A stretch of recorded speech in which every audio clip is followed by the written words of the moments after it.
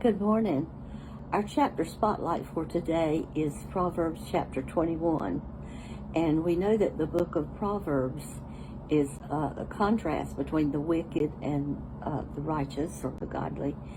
And it's also an encouragement for godly living in various situations. And first of all, I'd like to read verse 1, chapter 21.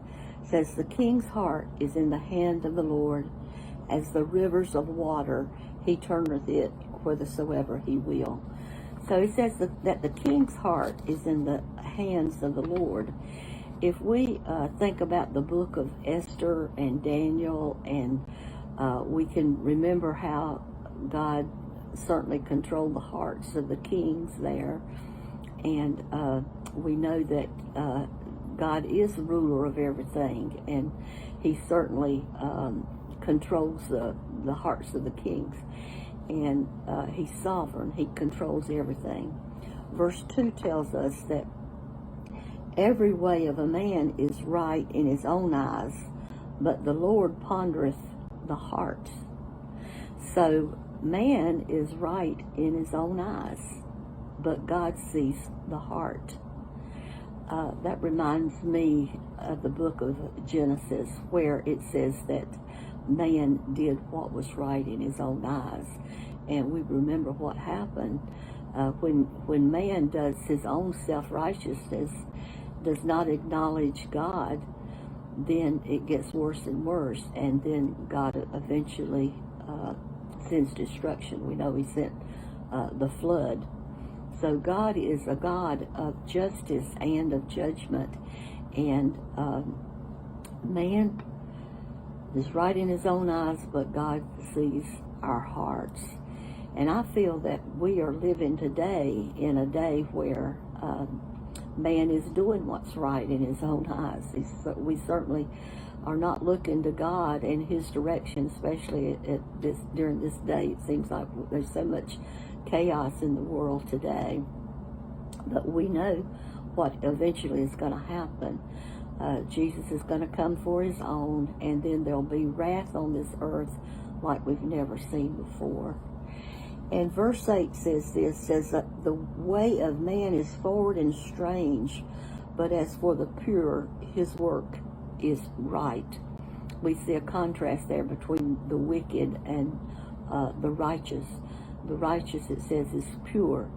He shuns evil and practices righteousness. In Daniel's day, the people tried to find, the Bible says that they tried to find something against Daniel so that they could charge him. But the Bible says this: they could find none occasion or fault, for as much as he was faithful, neither was there any error or fault found in him. So Daniel was pure and righteous and doing what was right. They couldn't find any fault in him. And the question is, what about us? Are we living a faithful and a pure life? Yeah. Well, this chapter also has a lot to say about women. This next verse, verse 9 says, "It's better to dwell in the corner of the housetop than with a brawling woman in a wide house." Wow.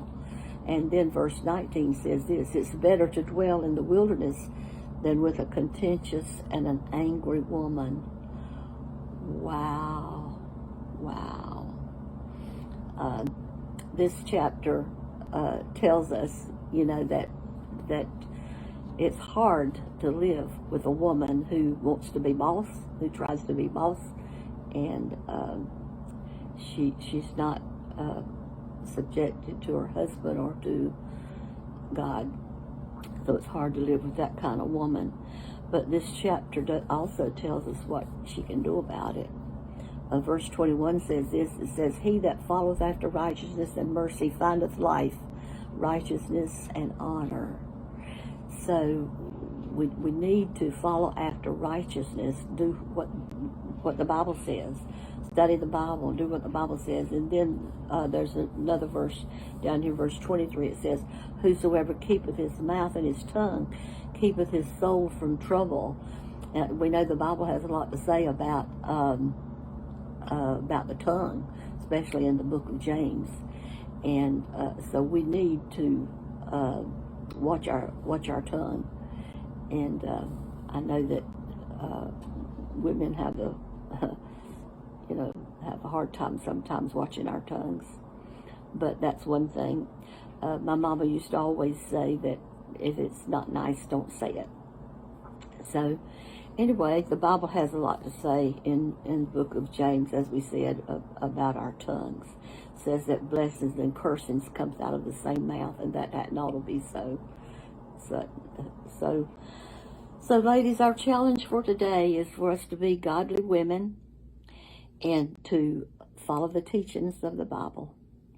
And Dr. Bob Jones at the university down there, he used to always tell his students, he would say, do right even if the stars fall. So that's all for today. Have a blessed day. Till next time.